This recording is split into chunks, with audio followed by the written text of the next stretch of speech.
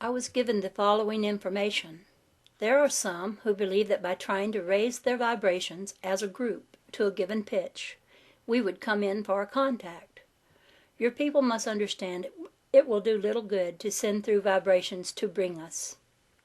They will have to be taught far more than they know. Do not try to contact us. We will contact you when the time is right. There is no magnetic power on your planet that can draw our craft in for a landing without our control. We can have landings through thought vibration, telepathy, from one of our planet people on your Earth, or from one of your advanced people of your planet. There must be a specific and important motive. Now, at this meeting, I inquired if it were true or not that they received and dispatched messages through our radio and infrared light beams. Our brothers of Jupiter explained. We observe them, but give no attention to them. They are of no value. Others observe them, even your government. If we were to answer signals of such a nature, we would include a whole community, but that would result in fear in the minds of many people, which is not our purpose. Later he added that Earth people in using infrared ray machines may receive sounds from planes of space or the galaxies, and thereby help themselves to gain more knowledge.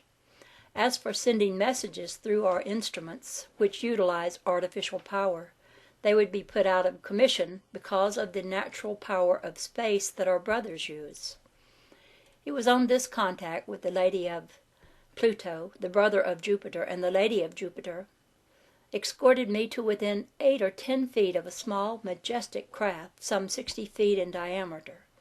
The two ladies mounted the flang of the ship and stood waiting just within the entrance. I had been promised that when the time was right, I would be allowed aboard one of their ships.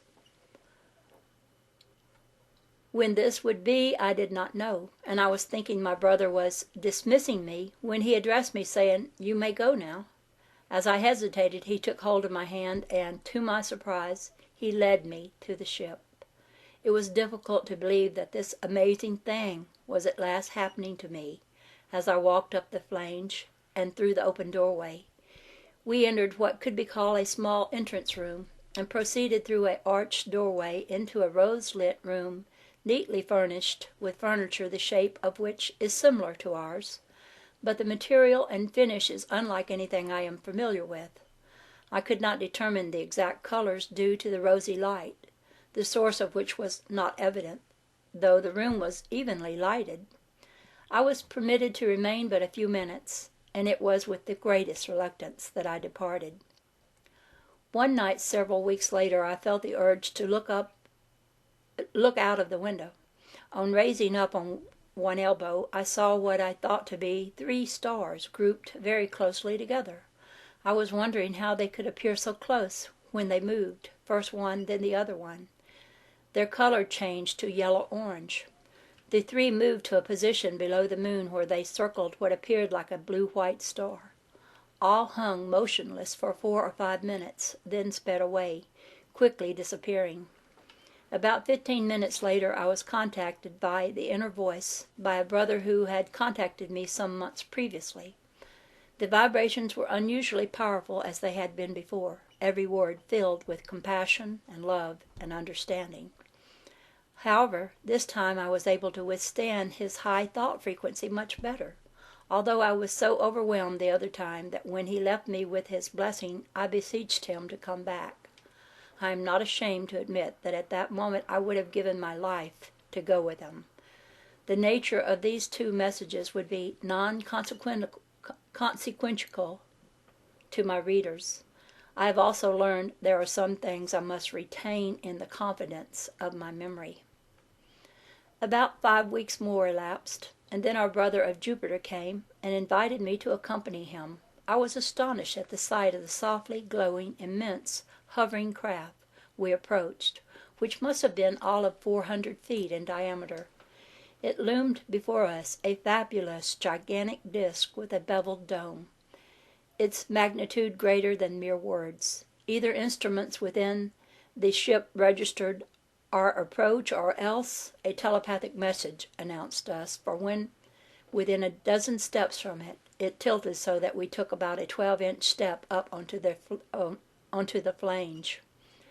Before leaving, the captain or lady of Jupiter informed me, "This large type cruiser ship is not up to date as others of the people of Jupiter have, but it travels interplanetary and even to other solar systems."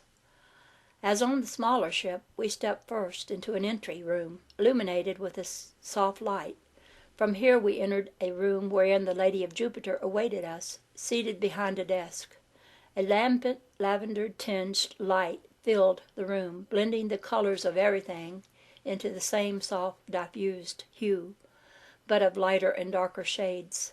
Oddly, and also in the smaller craft, no object cast a shadow, and there was no evidence of the source of light. The walls and ceilings of all rooms had no square corners, but were beveled, and of some shiny, translucent, metal-like material. The floor coverings, though firm under the feet, were yet pliable like sponge rubber. The furniture was designed without square corners or sharp angles. The stand and desktops, of transparent glass-like material, were bereft of any object. The lady of Jupiter arose, graciously greeted me, and invited, "We will go to the control room, where we will not be disturbed," and added as we proceeded, "The weather is very strange because of your government's experiments. It will be difficult for your people to understand the varying conditions of the weather." I had taken but a few steps when I noticed a slight, though peculiar, feeling in my solar plexus. I gave it little thought at the moment, being concerned as to whether I should take a ride at this time or not, should I be invited to go aloft. She perceived my thoughts at once and startled me by disclosing, "It will have to be all right. You are already up 270,000 feet." I was now entering the control room, and upon being so informed I stopped, transfixed, a queer sensation hitting me in the pit of my stomach at the thought of being such a height off the ground aboard an alien ship. She sensed my moment of suspense, and to dispel it, she calmly reassured me, "You will be all right." I was aware of a slight pressure over my entire body. It lasted but momentarily. As I turned, amazement was added to shock as I saw that the door I just came through had silently closed, and there remained no sign of a doorway whatever, nothing but the solid wall. As to how the door operated, I had not had the presence of mind to notice. This control room in which I now stood was estimatedly 20 feet by 20, more or less, and was so arranged as to also serve for the private quarters of the one in charge of the ship. A diffused, misty light pervaded the room. The lady of Jupiter crossed the room to the far wall, where she took a moment to manipulate some controls on the instrument board or control desk, which consisted of rolls of button-like levers or switches, some lit up with light. Above the instrument board was a control panel, glowing with a soft light. It appeared to me like a plate-glass window about 8 feet long and 6 feet wide, encasing a series of charts and graph system. Never before had I ever seen or heard of anything like it. Lights of different color intensities came and went.